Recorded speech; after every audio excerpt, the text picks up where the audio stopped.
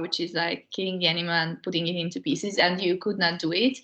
And there was a rule that if you did it and someone see you doing it, even your neighbor or one of your family members, then there was the black Volga car which came to you, and you got banned and you got punished, and you were sent either to like a camp to work or any more further things that you had to do or they could have done to you. And also when it came to Jewish people in concentration camps, they were always forced, like, if you don't do this task, you will be killed, or if you don't do this or that, then one of your family members will be taken from you. So I think that especially in the 20th century, it was a very big weapon to use on people in these cases. Very, very good example. All the big dictatorships, Nazism, communism, they will be using this, that like, or the socialist countries at some point, still democratic countries, that like, if you don't do this, you will go against the policy and you will be punished. Very, very good example. I did see the hand of Chris, but I'm not sure now. Chris, were you going to say something to us? No, I forgot what I was going to say. Okay, sorry about that. Yes, well done. So this is ad baculum, very often being used both in the media, both in communication, both in marketing as well, that like you need to do something and then, or else it will run out, or else you will not be able to, or else you will be sent to the army. This is a very typical argumentation as well. Okay. Parents do this kind of argumentation too, that if you don't do well at school, I will deprive you from your pocket money or something like this. You know, this is ad baculum. Ad verecundiam, that was another one we've mentioned, which was all about appealing to high authority. So just because if you say that I think McDonald's food is bad for you, that's not strong enough. But if you say that British scientists have proven that McDonald's food is bad for you, then it's going to have a higher kind of weight. So often we say that even my doctor said that, my professor said that, Jim Carrey said that BMW is the best car or something. You know, I'm not so sure why Jim Carrey and BMW is a good match, but you understand what I mean, that like we are somewhat saying that like, what I think it was Selena Gomez in the new Pantene Pro V or some sort of a shampoo advertisement, and like, oh, even Selena Gomez is using that, so if a high eminence is using it, then it's going to be fine. Not necessarily. It can be a fallacy as well. Sophia, please. Yeah, that's what I wanted to say. Why would it be a fallacy if it's a valid source? For surely not. So, of course, we need to take fallacies very, very cautiously. If, for example, I'm telling my mum I'm slicing cheese or slicing bread, and I cut my wrist open with the knife, it's very morbid, I know, cut my wrist open and say like Mum, call the police or call the ambulance, or else I will die. This is not a fallacy. This is like, I'm dying and I need help. Yeah. But if I go down the mall and I'm saying like, oh, Mum, buy me this jumper or else I will die, that's a fallacy. That's like, yes, for sure. If it's a scientific source, it's going to be, of course, and scientifically used as well, it's going to be fine to use, and it's not fallacious, because you will just try to use a source in order to give weight to your argumentation. However, if the source is not good enough, or you're trying to give more of an impact to your speech just by saying something, then it's fallacious. Is it good of an answer? Yeah. I'm hoping so. Very good. So, of course, fallacies will be fallacious if they are kind of used in order to manipulate the other person or kind of convince the other person, and but you don't have resources really. So practically, so this is like a bunch of manipulations actually. Okay, what else? Using high sources and highly cited people, or using like very big celebrities in order to give weight to your words. What could you give me as an example? Celebrities being used in campaigns. These are all ad verecundiam, that like George Clooney is drinking this coffee, then you should drink this coffee, because if it's good enough for a rich man like that, then it's good enough for you as well. Anything else you can think of for ad verecundiam? Daniel, please. And then Vivi. I will just take a guess, or make a guess. What about companies that hire celebrities to just being um, actor in their advertisements? For example, like Hugo Boss or something. There was a Chris Evans or something. Yeah, absolutely good example, for sure. Absolutely. That's what the companies are trying to make you believe, that their brand is actually better than anybody else's because such a highly qualified person or such a high class person will use Hugo Boss. So you should be using Boss as well or buying Boss as well. Very, very. Vivi, please. I have seen Bruce Willis in the Hell campaigns, like several ones, even two, like both of the two that are existing, and it is quite controversial because energy drinks are believed not to be the best source of energy of your body, but they use a huge celebrity with a huge fan base to advertise their stuff. Yeah, absolutely. I always find it kind of funny, don't you, when it's like very high celebrities, and it seems like whenever Shakira comes up with a new toothpaste, I'm like, Shakira, are you running out of money, or what is wrong with you to be going for, I'm not sure, Aquafresh and do this and that? But you know, this is it. Like high class people, they give their names to Yes, brands. and or when they advertise energy drinks or some chips or like in British crisps with football players, and it's just, oh my God, please don't. Or when KFC made an advertisement with Cristiano Ronaldo or whoever, like a famous football player, like, no, I cannot believe that you actually eat this, and no one actually believes, no one. Yeah. So it's funny. It's funny actually. Yes, like super like healthy people advertising something super non-healthy. Yeah, Daniel is also laughing here, like energy coffee. I think it's a huge paradox, isn't it, that like you've got an energizing coffee and you put it into energy drink and then a heart attack is guaranteed. Yeah, for sure. Okay, so on top of that, ladies and gents, so we've had ad hominem, attacking the person, ad misericordiam, actually appealing to pity, ad baculum, appealing to fear, and ad verecundiam, that one is going to be appealing to high authority. Vivi, is your hand up again, or has it stayed up? Yeah, it stayed up. Okay, and the last one we learned in today's media class was going to be shifting the burden of proof.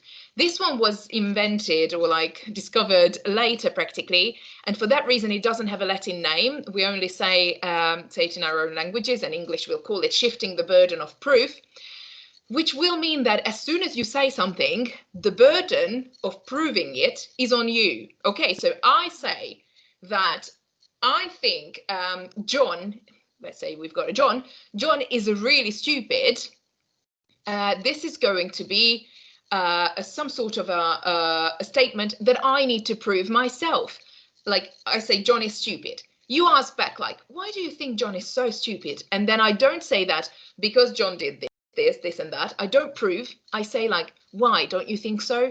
Or how wouldn't he be? Why would he be normal? Right? I push it on you, asking back that like John should be normal. So you yourself, even though you didn't initiate the whole conversation, you need to now disprove me. This is not right. Okay, this is a fallacy as well.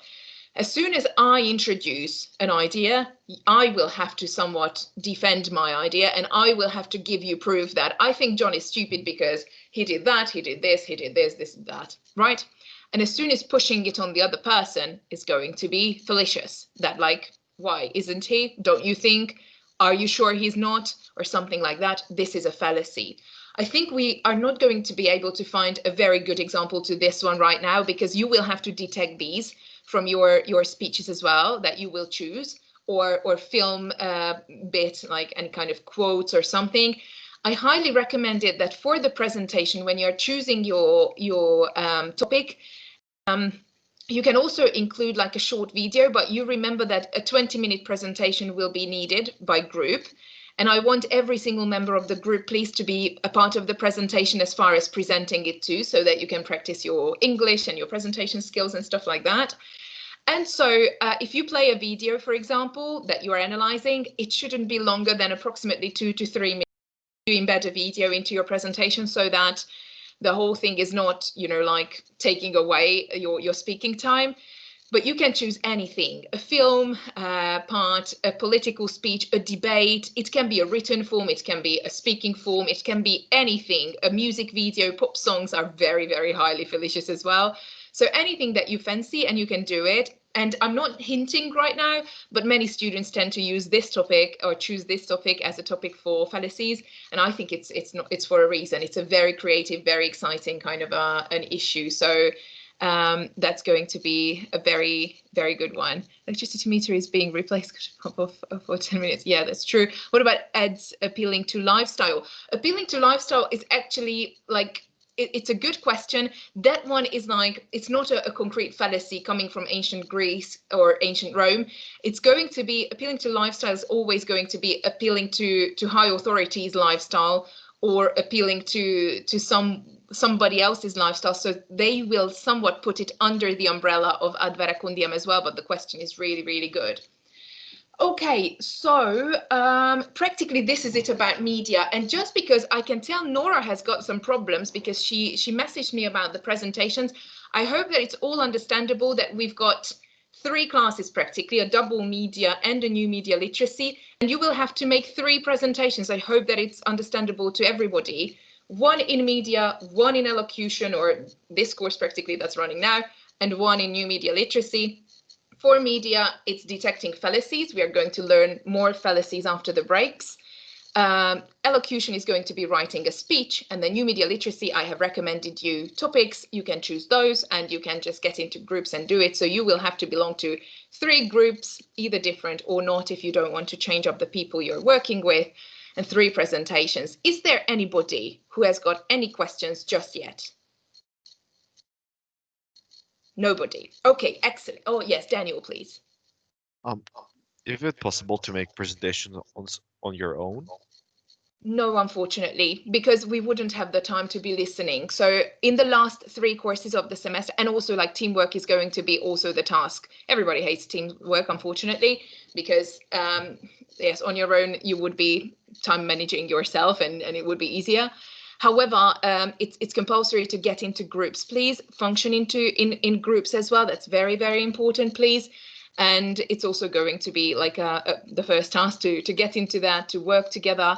And then it's going to be like an important issue that the last 3 courses of media communication and new media literacy are going to be dedicated to presentations. And then there will be 3 presentations in each class. So it will be like 20 minutes. And then if everybody did it individually, we should have started presentations way earlier. And I didn't want to. I want to teach as much as possible so that I can give you the knowledge and then you present based on what we have learned. So practically that was in my mind. And that's why we need, because the group is rather large. It's like almost 40 members here and almost 50 in new media. So it's a bunch of people. For that reason. Any more questions, please? Not yet. Okay, then ladies and gents, here comes me trying to share my screen with you.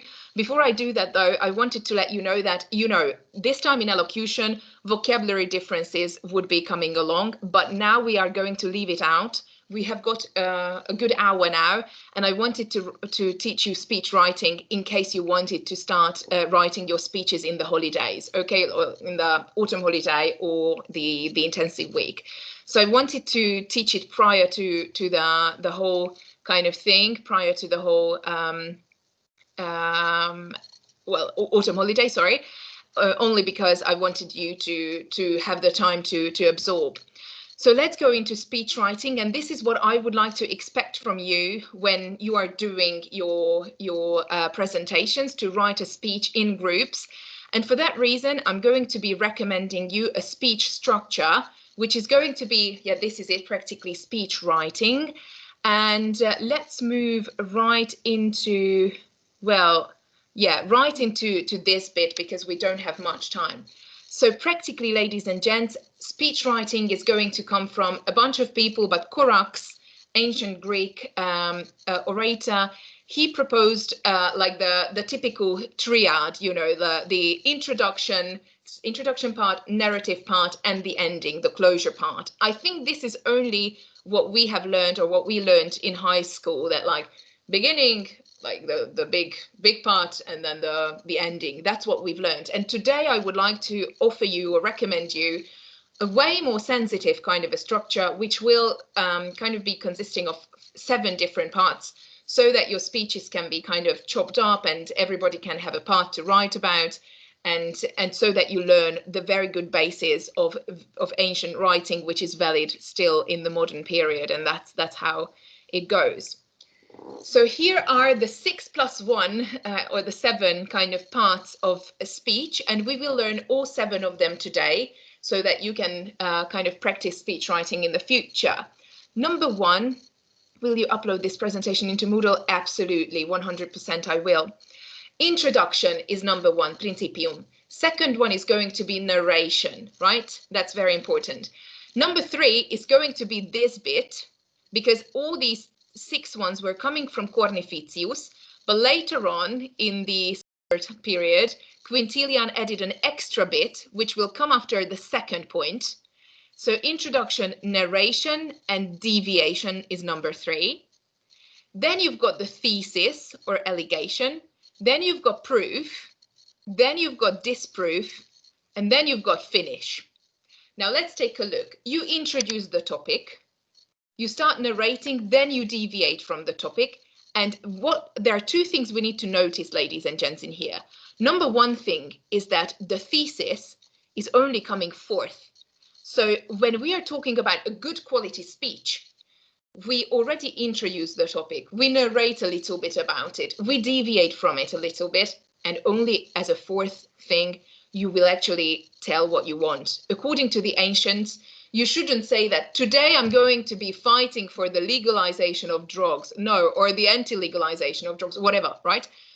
Because you first need to build it up. They kind of think that a good speech is like a building, and a building has got, like a flat has got a little hole in order to enter the living room. You don't just fall from the house or from the door into the living room. You need a little kind of, you know, like a little introduction in order to get people to know you, like you, do this, do that, believe you. And then if you announce what you want, they already like you enough, or they already accept you enough in order to kind of accept what you want. Then afterwards you prove your points, and then afterwards you can disprove. This is the other thing we have to notice. We can disprove ourselves as well. We will talk about it only when it's worthy to disprove ourselves. And then afterwards we kind of finish the speech. A good motivation letter, and we will speak about it in the end, because at the beginning of the class you've mentioned that you've learned how to write a CBN motivation letter. Maybe a more, like one more insight won't hurt. I always write my motivation letter based on this structure, but leaving disproof out, of course. You introduce yourself, you narrate what sort of other workplaces you've had, what kind of other issues you've had, little deviation about maybe a family background or something. I will tell you all about it. Thesis, that's when you say that you are the perfect fit for this job, because proving that you've got this degree, you've got this many language exams, this kind of qualities. You don't disprove, you don't say that I am a perfect fit for this job, apart from the fact that I drink like a fish and smoke like a chimney and wake up at 12 o'clock p.m. It's not good, okay? So you don't disprove yourself, and you finish it. I will kind of talk about it to you in detail, why, in my opinion, a good motivation letter follows the same structure, but indeed it will follow, apart from the disproof part. Okay, let's get started, shall we? Let's move on and let's get started with each part. Introduction. So, ladies and gentlemen, every single good speech is going to have an intro, like a good one, which is going to grasp the attention. It has got 3 functions. Grasping the attention, it will kind of set the topic, what we will want to introduce.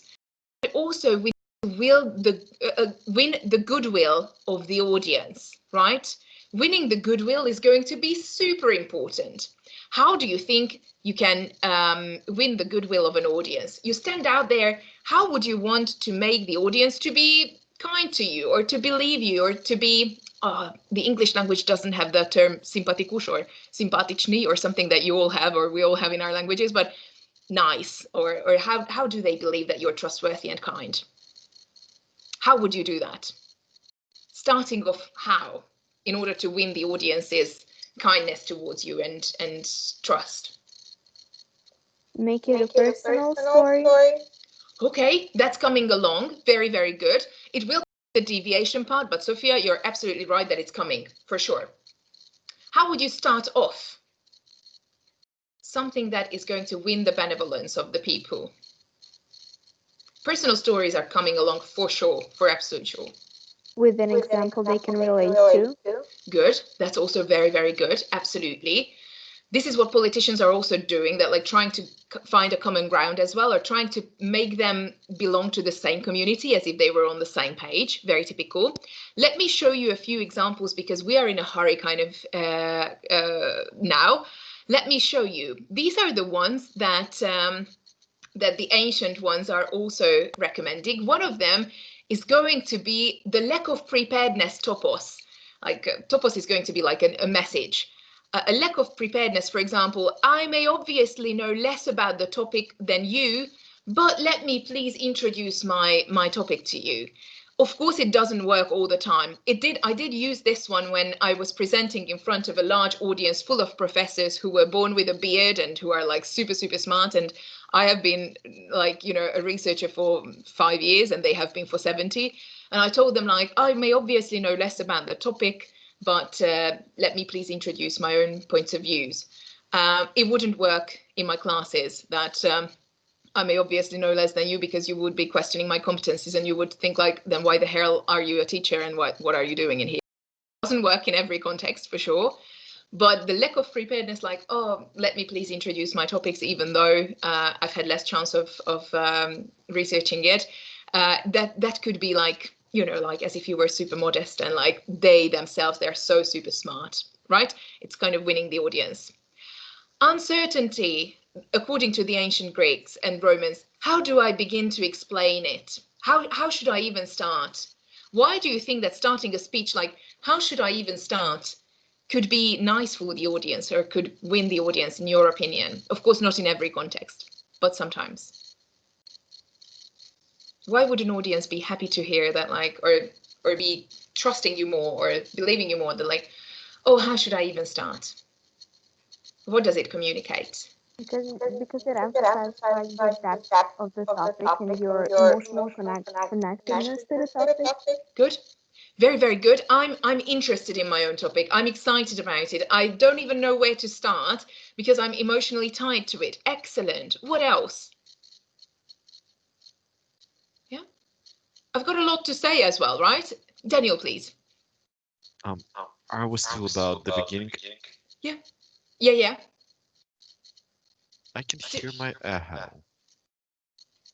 Are you echoing? Yeah. I will mute myself. Oh, sorry. So yeah, the crowd feels that they're more connected with the speaker just because they kind of have illusion that they can change something. Like the speaker is asking, like, how should I even start my speech? And everybody is imagining that what he can start from. So they have a space for the imagination. I think we're talking about this, by the way. Absolutely, absolutely. Yes, this is right. So starting off a speech like this, the audience is thinking about it with you as well. Luba, please. I can see your hand up. Yeah, I think it wouldn't probably work in a conference kind of a speech, but you know, this typical movie romantic comedy thing when someone starts a speech and writing a speech written on a paper and they just rip the paper and like, you know what, I'll be honest, I don't want to write on the paper and just like speak with their own words. I think this is also a really nice catch, and the audience kind of thinks that she'll be honest with them. Yeah, 100%. This is an excellent example. It wouldn't really work because it shows unpreparedness if you are like, oh, where should I begin at a conference when you've got a very tight 20 minutes? That's for sure. But it does work wonders when people think that like, oh, now she's very honest because now she put the paper away. Very, very good one as well. Yes, the promised topos, which is going to be before me, you must have not heard anybody saying that, but you know, this is a typical commercial channel that like only here, only now, only for you. Sometimes and politicians also say this, that like nobody before has done this measure, but ladies and gents, here it comes because we are brave enough to introduce it. Okay, so sometimes as a start like this, it can be strong. Not in every case, once again. So very much highlight, I would like to very much highlight that it doesn't work always, but sometimes that like just here, just now, just for you, it works. Marketing often uses this kind of an introduction. The urge topos, I cannot keep it in myself anymore. Okay, good. When would you use this one? Because definitely not at a thesis defense that like, dear judges, I can't keep my thesis topic in anymore. I need to, no, of course that's compulsory. But when would you use it that like, I needed to come today and I needed to talk to you and I cannot keep it in anymore. When would you use this one? Yes, please, Luba. Probably a climate change speech. Good.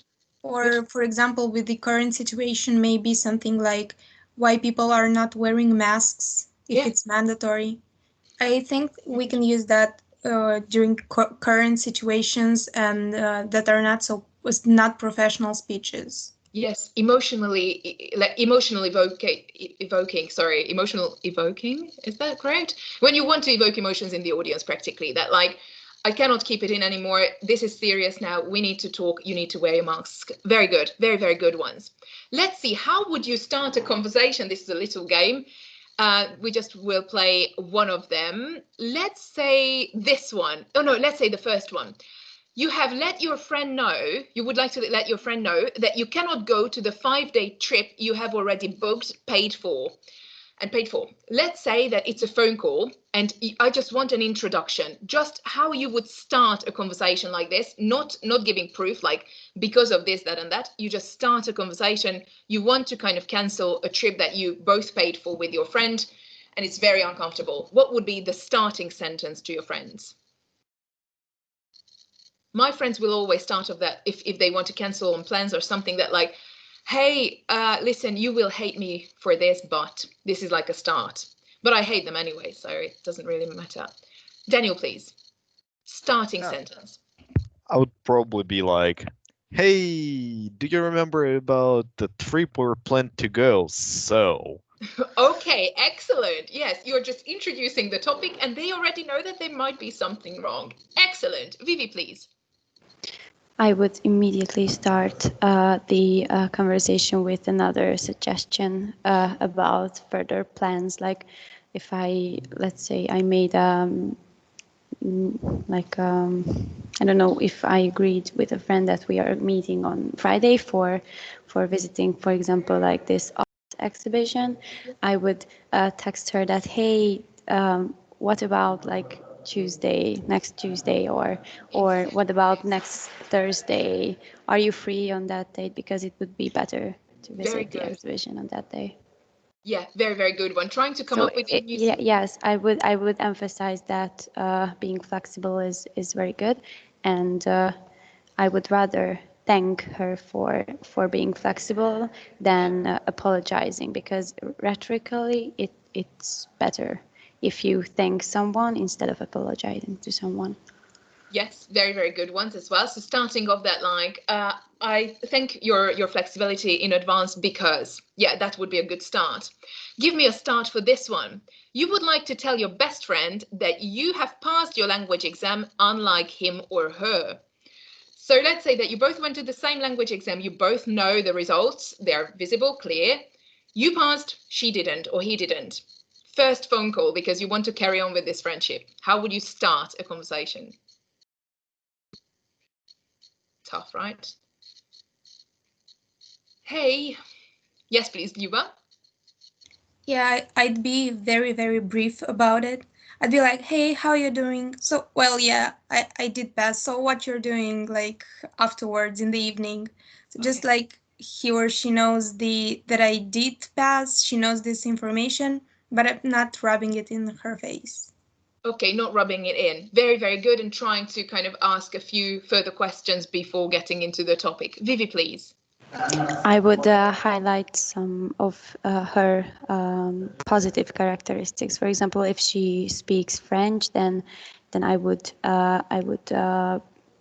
compliment her in that, or find an activity where I know that she is better or she is superior, and then go and practice, because like I usually don't want other people to feel that they are not good enough. They are just better in different things, and I would of course tell her that you will do it for the next time, and I can help you with that. But I would try to emphasize the things she's good at.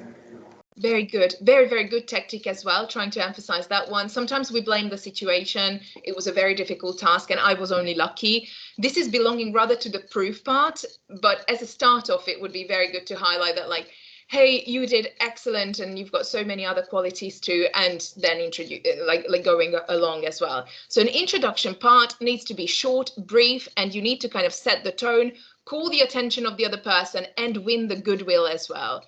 Hey, how is it going? It's been a tough period, hasn't it? Something that will kind of create sympathy, empathy from the other person listening. Daniel, is your hand up or has it stayed up? Stayed. Stayed. Thank you. Okay, so the introduction has got this one of a function. The narration one is coming along, ladies and gents. The narration part is still not the proof part. Okay, so we introduce the topic. Hey, do you remember the last trip that we have booked? And then we go into a narration kind of style. Okay, introduction, narration. Narration, it will present the foregoing events. So very importantly, it's a retrospective event. Very, very often in scientific speeches as well, ladies and gents, we will use a narration bit. When you start writing your thesis, you will introduce the topic, and then you use this retrospective, looking back kind of a part of the speech, where you kind of open up what sort of other researches had been done in this topic. And now your topic is going to be focusing on another issue relating to this one. Okay, so it's like looking back and trying to explore past kind of issues, and trying to say that, like, my topic of the field of research is going to be new media literacy and body image, and these sort of researches had already been done in this topic, but today I will focus on the mental health part of it. Okay, so it's like looking back and trying to legitimize it, why now you can be dealing with this topic. Very often we do this in speeches, for example, in let's say national speeches, when there is like a national holiday, the politician stands out. We often have it, for example, the 23rd of October is approaching very much. And very often our politicians stand out there and they say that, like, today, introducing the topic, today we are here, we are gathering here in the commemoration of 1956. This is our big commemoration of trying to fight the communists in Hungary. And then we're kind of introducing that we got together in order to celebrate and commemorate our heroes fighting against the communist leaders of Hungary. And then the narration part will be going back to 56. Back in the days, our heroes were doing this, and this. That's why we can be standing here today in a democracy.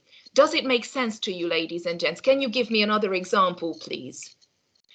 That, like, we introduce the topic, we look back in time or in history, and then we kind of legitimize why this scientific topic can be explored, or why what we are doing on the streets on the 23rd of October, which we will not do this time because it's COVID, but like why we can be here today, looking back in history and trying to kind of make the beds for today, why we can do it. Anybody else? A good example? Yeah, I will show you one thing. It was like also like a 53 speech. Orbán Viktor, our prime minister, was saying it. And then he's looking back that, like, the heroes of 56, for us, they are the statesmen who, even in the shadow of gallows, refused to join the side of murderers, decimating society, who even at the cost of their own lives did not deny the nation, which had accepted them and had laid their trust in them. It is from them and their fate that we have learned democracy and communism are irreconcilable. So in here, he looks back in 56, what happened during the big revolution in Hungary against the Soviets. And then he says that, like, now we have learned from their example. Do we understand the narration function? Is it okay? Yeah? I hope. Okay, so it's like a looking back sort of issue, which happens both in like a scientific writing and in an emotional, evoking kind of speech as well. I hope we understand. So far we've had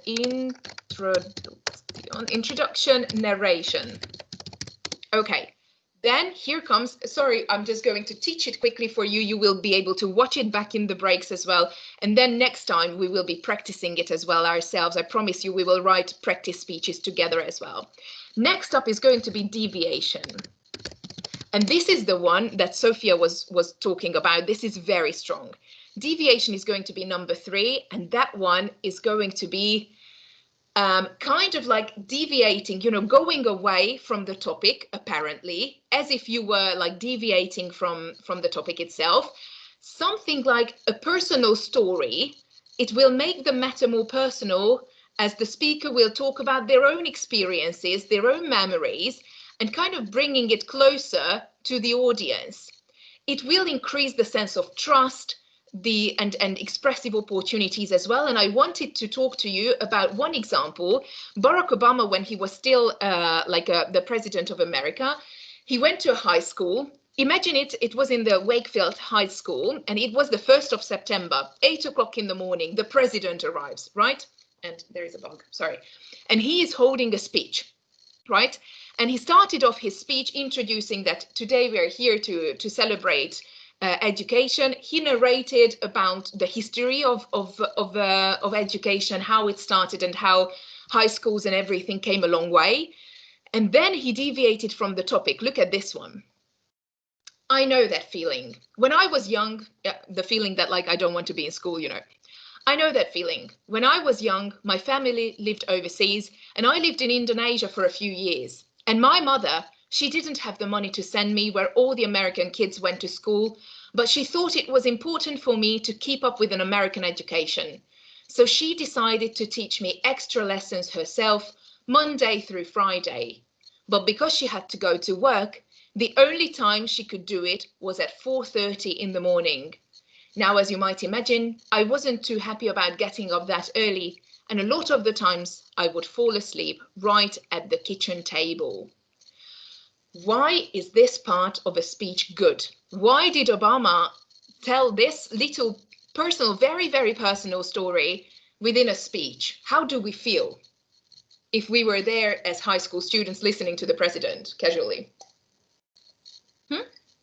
I hit my teeth out with the mug.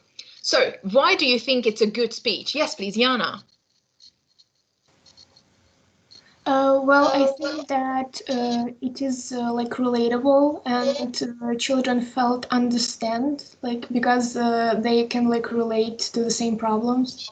Yeah, very, very good. We can relate to the president. Also, how do we feel? Now it's 8 o'clock in the morning and I'm in school, or at school, sorry. And then there is President Obama who didn't have time for education, and his mom was teaching him at 4:30 in the morning. How do we feel?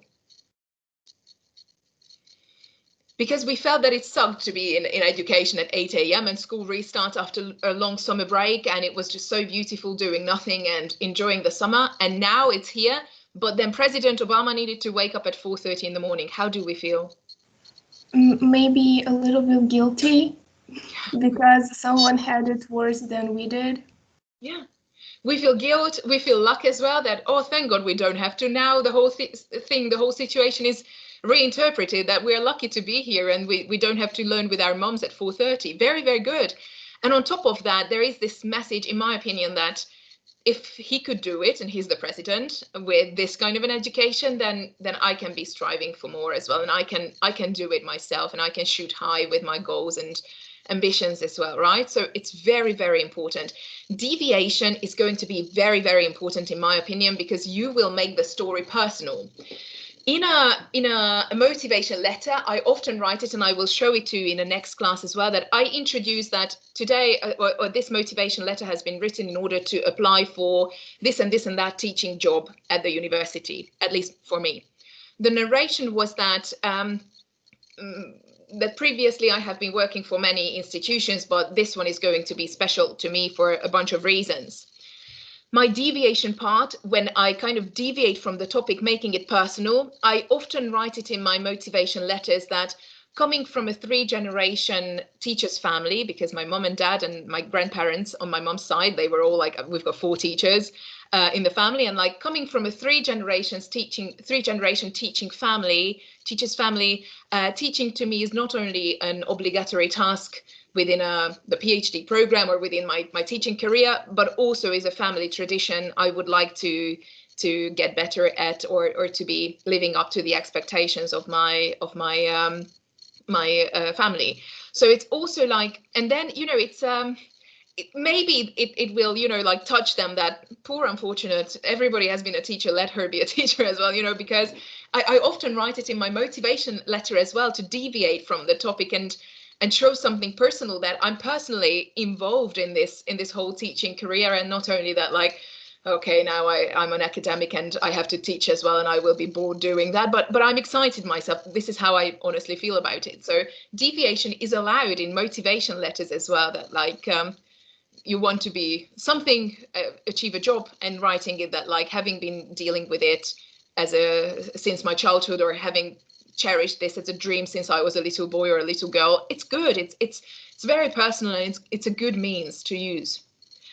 Okay, next up, thesis. I would type it in for you. Only this is when thesis or allegation. Well, sorry, my typing is horrible. I learned English in words, and my spelling is absolutely revolting. Thesis.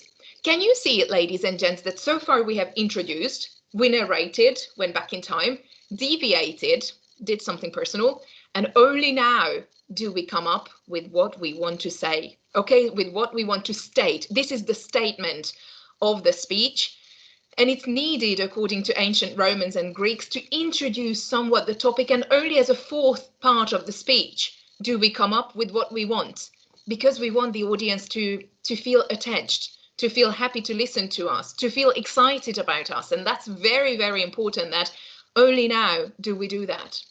The thesis part is going to be the forerunner of the proof. So now we say what we want to prove. Normally it's the shortest part of a speech. It can be a sentence, it can be a word, it can be complex, or it can be simple. It can be a question, or it can be anything. It can be a statement as well. For example, what is friendship? It can be a statement as well. So, but what is friendship, ladies and gents? And now you give your proof. But you can go and give a full-on statement. That's going to be more aggressive as well. But you can say that like today I'm here to argue that there is no friendship between man and woman, because there is only friend zone and blah, blah, blah, you're proving. Okay. Or there is friendship between man and woman, because just because somebody else is a man or somebody else is a woman, there can still be an existent friendship between them. Okay. It's like you state something. From this point of view, a statement, just one sentence, this statement will have to be showing your own opinion. And you cannot be like, drug legalization. You have to be for or against. There is no in between. From this sense, rhetoric is a little bit black and white. So you don't say that like, oh yeah, so today I'm here because some countries legalized it and some countries didn't, and I don't know what to believe. No. If you're a rhetorician, if you give a speech, a rhetorical speech, you've got a full-on opinion and you want to convince your audience by that. Okay, if you are a politician, you will be like having an opinion and you will go all in for this. Drugs shouldn't be legalized because, and then you prove it. Okay, so this thesis is like a 1-sentence kind of issue. Okay, this is the shortest part of the speech. Give me, please, one sentence thesis, marriage or cohabitation. Give me just one thesis. in which you are not proving that anything is better. It's not yet the proof part, just a thesis. For example, marriage. Let's say that my thesis would be, because I believe in marriage myself, or I think that it's a beautiful tradition, we can say that the marriage is going to be the stamp on or holifying between two partners, and that's going to be like the stamp on the beauty of a relationship between two partners. Give me another one about marriage. You can also counter argue that marriage is not needed in order to show commitment. That's a thesis, and then you can prove this one. Can you give me another one, please? Just a statement that you can prove later, positive or negative, both can be occurring. So it can be, is it really necessary that, no, actually, I wanted to form it differently. Yeah. So is marriage really necessary as a proof of love? Very good, very, very good. It can be a question, and then your proof would be like yes or no. Yes, then the proving is coming along. Excellent, very good one. Judith, please. Maybe a short statement like marriage is outdated, or marriage is just a piece of paper, because these are some things that you can hear from various of different people who are against marriage, and you can kind of rely on their opinion while also expressing yours. Very, very good one. This is an excellent statement if you're anti-marriage, for example, that marriage is just a piece of paper. And then comes the proof. Okay, so the thesis is just one sentence or one question. Is marriage really important to show commitment? And then you say, yes, it's important, or no, it's not, because it's just a matter of signing a paper or something. Okay, so that's it. Give me another one, another example, for example, to smoking. Short thesis to smoking, please. Short statement that you can prove later on. A very short statement would be smoking kills. Daniel, please. Smoking have social aspect. Very good one. Smoking has a social aspect, and then in the proof you would go along that because it's a social activity, you can be networking, talking to each other, going out for a fag. It's all good. Yeah, very good one. Give me another one to computers. One single short statement. Computers. Yes, please, Daniel. Spending electricity. Yeah, that's good. That's good. Yeah, or we can say that like computers made our lives easier. That's it, and you can prove it. Or computers made our lives harder, and you say that like now home office is never ending or something. Okay, so a short statement it would be. Very good one. Next one, please. Violence on television. Okay, give me one statement about violence in the media.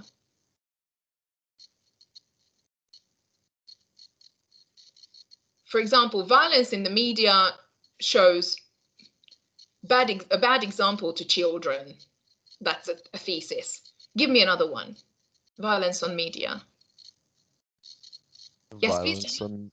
Violence on media draw more attention than other good information. Yeah, very, very good one. Violence on the media is kind of given more attention than anything else. Yeah, very, very good one. Or we can say that violence on the media does not change the behavior of people, because just because you play a shooting game, and that's the proof part, just because you play a shooting game, you will not shoot anybody. Okay, we understand this, right? Thesis, just one single sentence, a question, something that will show what you will be proving. Okay, very good. Next up is going to be the proof, and then later on the disproof. Okay, now the proof itself is going to be the highlight of persuasion. Here, according to Aristotle, the thesis and the proof is going to be the most important part of the speech, right? Because this is when you kind of give rationality. Did I give you anything? Yes, rationality to your speech. You give your best arguments, you give your best examples, you give rhetorical questions, you are mobilizing your audience. For example, let's say that like smoking, or let's say alcohol, because we all drink but we don't all smoke. Yeah, that was very stereotypical, sorry, but let's say alcohol, because I always am going on about smokers and I'm really sorry about that. Alcohol. Let's say that alcohol kills. And then you are proving that like alcohol kills because it will cause a lot of liver problems, stomach acid problems, throat problems, this and that, isolating you from your family, making you like kind of fall down on the social ladder, losing your job in the end, being a homeless. Okay, this is like full on scale of like examples, but and a little far-fetching, I know, but this would be the best one. And like, ladies and gents, do you really want to live like that? Mobilizing rhetorical questions here in the proof part are very, very important. If you go pro alcohol, you will have the proof with a bunch of bullet points and like bullet points, which will say that like alcohol is good for you because it's a matter of socializing. It's a custom, it's a tradition within every single country having its traditional drinks that they all cultivate. It makes culture bond together better. It makes a family gathering more whatever, like, you know, charming and all that jazz. And like, do you remember those times when you used to get together and on Christmas we all have a palinka or whichever drink you have got in your countries? This is what we do, okay? So you give the best arguments. You can go scientific in here as well. You can use, by the way, fallacies. You can use the best of them in here as well. I don't mean to teach you fallacies. I mean, I teach you fallacies because I want you to notice it when somebody is using against you, using them against you. But I want you to be smart with them as well, so that you can use them when you need them. But I don't mean to say that like, okay, use a lot of fallacies. I just want to say that sometimes if you want to win an argument, I don't really think fallacies are mistakes. I think they're like strategies indeed. Here as well, you can be using a bunch of big names as well. Ad verecundiam, appealing to a lot of to using scientific sources, getting a lot of proof for your speech, asking questions, showing examples. A lot of things can occur in the proof part. Okay, Aristotle says that this is the most important part of it, thesis and proof necessarily. Next up is going to be the disproof. Okay, disproof. When should we use a disproof? Only when it's going to strengthen our position. That's very important. So here we had proof and then disproof. Only when it shows that we are kind of, our positions are strong. Why would it be good that you introduce an allegation? For example, I'm anti-drug legalization. Drugs shouldn't be legalized, let's say. Proof is that like you're saying that like, marijuana is a gateway drug and you will go worse and everybody will die in the end. Okay. And then you disprove it, that I know that in so many countries it's legal, and I know that in many times it's going to be good for the nerve system, or in many countries they use it for medical purposes. But indeed, I still say that soft drugs shouldn't be legalized in any country because it's going to be detrimental for society. Why is it good if we give a disproof to our own speech? Why do we disprove ourselves? Only when our proofs are strong enough, of course. And you have to have many more bullet points for proof than for disproof, of course, proportionately. Why is it good to disprove ourselves sometimes? Yeah, Daniel?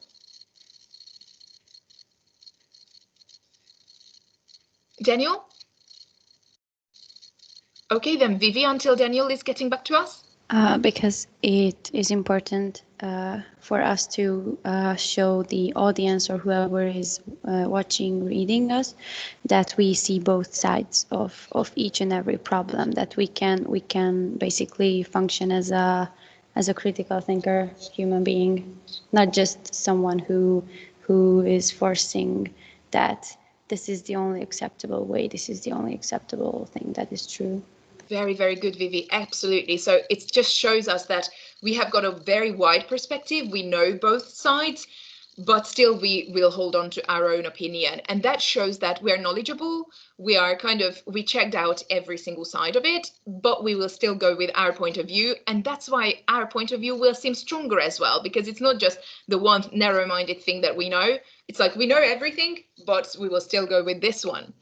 Let me show you one other thing, one other example. Excuse me, I was analyzing our Prime Minister's speeches, Orbán Viktor's speeches, for a research, and for that reason I've got a bunch of examples from him. But let me show another one to you. You might know it if you're a foreigner. I'm not sure, but if you're Hungarian, for sure that Hungary's tactics towards the 2015 migration wave that started off was closing the borders and not allowing people to come in who have got questionable backgrounds and passports. And so for that reason, a bunch of more liberal states from the West started criticizing Hungary, and a bunch of big debate occurred. And that was one disproof I could find for you, which was belonging to Viktor Orbán. Let me show it to you. So he was saying, the thesis was that we're not allowing migrants into Hungary. The proofs were like that because they have got questionable backgrounds, terrorism will increase, a different religion is coming in, this, and this. These were the proof parts. And the disproof was this one. It is easy for the West to be criticizing Hungarian methods. It is easy for them to judge. Well, today, Hungarian taxpayers are paying for the security of Austrian and German citizens. So practically, he was admitting to have been criticized by the West and to have been like highly getting into the hot wave of being criticized by everybody else. But we are all, because of closing the Austrians and the Germans, how does it make the Austrians and the Germans look? Today, the Hungarian taxpayers are paying for the security of Austrian and German citizens. What does he make the Germans and the Austrians look like? Vivi, please, is your hand up? Or has it stayed up? Sorry, yeah, okay. So why is this disproof good? Why is it a good? In my opinion, it was good to add into a speech of political convincing. Jana, please. I think that it makes them look weaker than because he shows that Hungary protecting other countries because they cannot do it themselves. Yeah, very, very good. Weakness as well. What else? We close down our borders so they won't go through us to Austria and to Germany, and still they're criticizing us. What do they seem? In your opinion? So I'm just going to say my opinion. I think it makes them look. Yeah, sorry, it's like Sophia. they're backpegging on Hungary. Yeah, very good. And so they're like, to me, they're very good, Sophia. To me, they look ungrateful, don't they? That like we are kind of paying for the borders and we're paying our military and everything to keep them away. And then they being secure on our tax forints as well. And they're still, criticizing us. They look very, very ungrateful. And to me, and weaker and everything that you've mentioned as well. So in this case, showing a disproof is going to be making us stronger, that even though they're ungrateful and acting like that, you're welcome. It's like a good disproof sometimes is really, really good. In a motivation letter, never. Okay, so you introduce the topic. I'm flying for this job. You narrate that I've been working for this and that institution. Deviation is going to be that like 3-generation teachers family, and I'm super happy to be here. Thesis is going to be I'm the perfect fit for the job. Proof is going to be that this and that and that that's why I have got my 5 degrees and my 11 language exams and that experience, and no disproof. Okay, we don't say that, even though I'm not sure what Bridget Jones style, I slept with my ex-boss and I needed to be fired. We don't do that. We never disproof. Okay, we don't do that. That like, yeah, and I've got alcohol problems and I'm a little depressed. Don't do that. Okay, necessarily we won't do that. But in cases like this, showing that you've got a wide perspective, you got to know both sides, but you still choose this one. Excellent manner. Okay, and then last but not least, oh, I wish we could practice. Okay, give me some proofs in here. Okay, here are some theses. Give me some proofs and then we will close it down. Speech is not always communication. Do you agree or not agree? Give me some proofs. Speech is not always communication.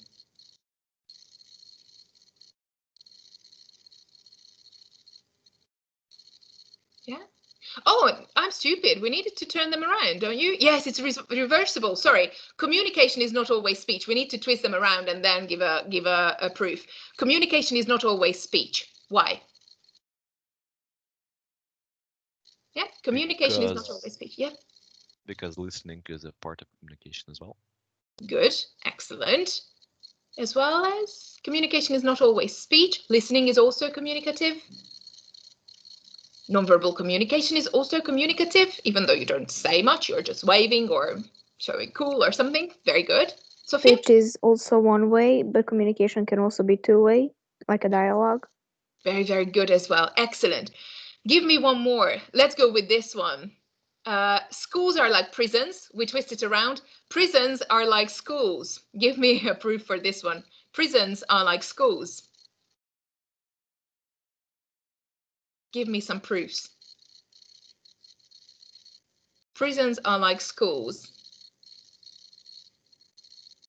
How would you prove this statement? Yeah. They are like schools in a way, in my opinion. They do teach you a bunch of things, whom to mess with, whom not to, how to act, do this, do that. Prisons are like schools. Can you agree with this? Okay, maybe it's a stupid one. Let me give you a new one, which is going to be beautiful in my opinion. Silence is equal to death. Let me turn it around. Death is equal to silence. How would you prove this or disprove it? Death is equal to silence. True or false? Death is equal to silence. How would you prove it or disprove it according to your own opinion? Yeah? This is a hard one, but it's beautiful in my opinion. Death is equal to silence. I would go empty. So I would prove it empty. How would you do that? Yeah? Death is equal to silence. Anybody? Have you got an idea? I will go with my own. To me, death is not equal to silence because practically if somebody dies, for example, a family member or something, they are not silent. I think they will live through in stories, they will live through in objects, in many things, and they will never be silent in our hearts or in our heads. So practically, this is it. Your granddad can live through in a family story, in a piano, or in something that you've inherited from them, or in a teddy bear that you got from them for Christmas or something. So this is it. This is like a thesis, and you need to prove it or disprove it, of course, according to your own opinion. I'm hoping that it's going to be understandable. The last one, ladies and gents, is going to be the Finnish. The Finnish has got many names as well. Oh, sorry, I will put it up here as well. Finnish. This is the seventh part of the speech. The Finnish is going to be the part of a speech which is going to be like, it's got many names like Finnish, cue, peak, but it's actually the mirror of the introduction. Okay, so you will just go and according to the introduction, you will kind of finish what you wanted to say. The Finnish has got two types. Practically, there is a summarizing Finnish. This is what you will need to do when you're writing a thesis. Okay, you will summarize it. In a summarizing Finnish, you will go through all the previous 6 parts of the thesis. I mean, like the whole thing, and you will say that, like, in the present thesis, I explored this topic based on these research questions. This is what my hypotheses were. This is what I wanted. This is what my results show. And then thank you for your attention. That's it. Okay. In a conference, in a scientific speech, in a scientific thesis, you're always going to use the summarizing Finnish. However, in an emotion-evoking Finnish, that's going to be the other one. And in your speeches that you will be writing for, or I would like you to write for the presentations, you will be using this one. This is like an outcry for our case not having been treated well, or to be like a sense of belonging to the same group, highlighting everything. The big political speeches, they always let you go off with an emotion-evoking Finnish, that like, we belong to the same thing, we're all as one, we need to get together. They are kind of evoking action as well, like we need to go and fight against this or fight for this. It's a very emotionally like determined Finnish. I would like to show you a last one which was coming along. Andrzej Duda, this is also like a political speech. He is the president of Poland, and he came along to Hungary in 2016 for our commemoration of the communist victims. And it's already, you know, whenever like a politician from another country comes to your country to commemorate your commemoration, you are already like, wow, this is really kind and this is super kind. It's already big. But when he's giving a speech and this is, in my opinion, a very much appealing to pity kind of, and appealing to a lot of like sense of community in this ending. Let me show it to you and you will feel it. It's very often used in political speeches. Of course, you might not know, but the Hungarians and the Polish traditionally have had a very a strong relationship through history. A lot of fighting together in the world wars and giving blood to each other. They say that they're like sisters and brothers. So very often, and this Polish politician also kind of used this kind of a sense of belonging. Let me show it to you. That's what the Polish president said. You have always been our friends, and for this we will never leave your side. You can count on Poland. We always go hand in hand in the toughest times. We bring our 1,000-year-old traditions to Europe together, and we will never let our freedom to be taken away from us. God bless the Polish, God bless Hungarians, glory to the heroes of 56. Practically, this is the very big migrant wave, middle of that, the migrant crisis. And he's saying that we will defend together the religion, Poland, Hungary, God, everything. So you can tell that it's a very emotionally, emotion evoking, very typical political speech of we are together, we are fighting, here is this, here is that. Countries, God, everything, Christianity, and the whole thing crammed in one single sentence in the end. That's how politicians tend to end their speeches. Emotion evoking finishes are very often there. Ladies and gents, what have you got as questions? Because this is going to be practically the structure of your speech that you will need to write. I have given you topics such as what Christmas means to me, or a letter to my mom, or something. And I know that a full-on group needs to write one speech, and it's not easy. But indeed, or it's not easy to be a teenager today or something. Indeed, next time I would like to practice speech writing with you, and I would like to show you a good speech. I used to have a rhetorical circle, and one of my colleagues wrote excellent speeches, and I asked for them and I translated them for English to you so that I can show you very good speeches that I think would be inspiring for you. And then this is going to be the task. Have you got any questions before we finish today's course? Sophia, please. How long should the speech be? Well, you will have to hold a 20-minute speech approximately, or a 15 to 20-minute one. And that should take approximately, you can read it out as well. In order to understand that, one page is approximately 3 minutes. Let's write a 4 to 5 page text, okay? And then this full-on subject is going to be done because there is no exam in it, okay? Or let's say 4 page, maximum 4 pages, okay? Okay. Yeah, 4 pages. I think it will be. It will make sense. Daniel, please. Will we read it out loud, the speeches? Yeah. And when should it be done? And is there's gonna be a text document with more explanation of the homework, just because of it's possible to watch again the lecture. It's okay, but I'm just asking. Sure. So here is this PPT that I'm using. Of course, I have already uploaded into the Moodle, but you can use it anytime. So here is this is an explanation. This video can be watched back again.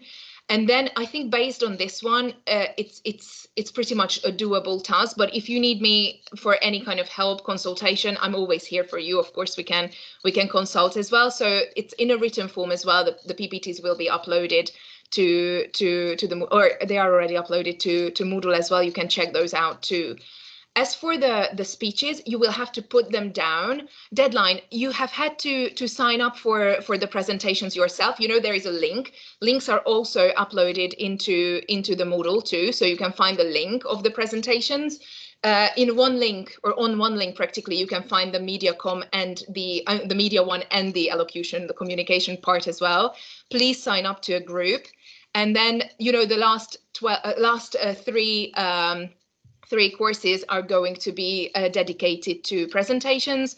So, and there are the dates there as well. So the day that you are signing up to with your group, there will be 3 presentations per day. So you will have to handle that one as a deadline.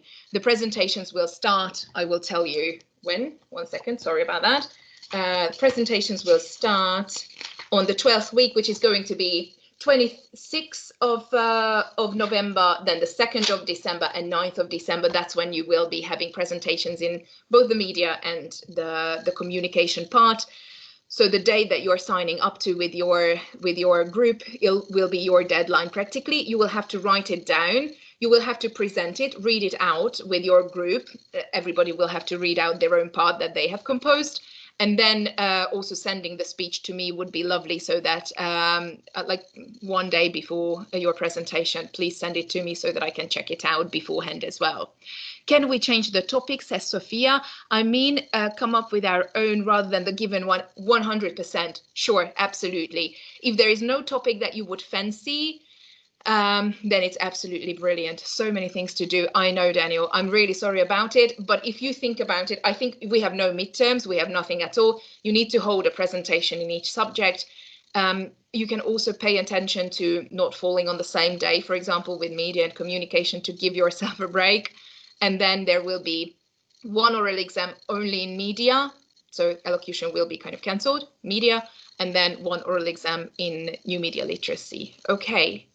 So I know that it's going to be a heavy period, but you will work in groups for the presentations, and I think it will be going down fine. Anybody else? Do you have a question? Nobody just yet. Okay, I will still keep on talking about it 1,000 times.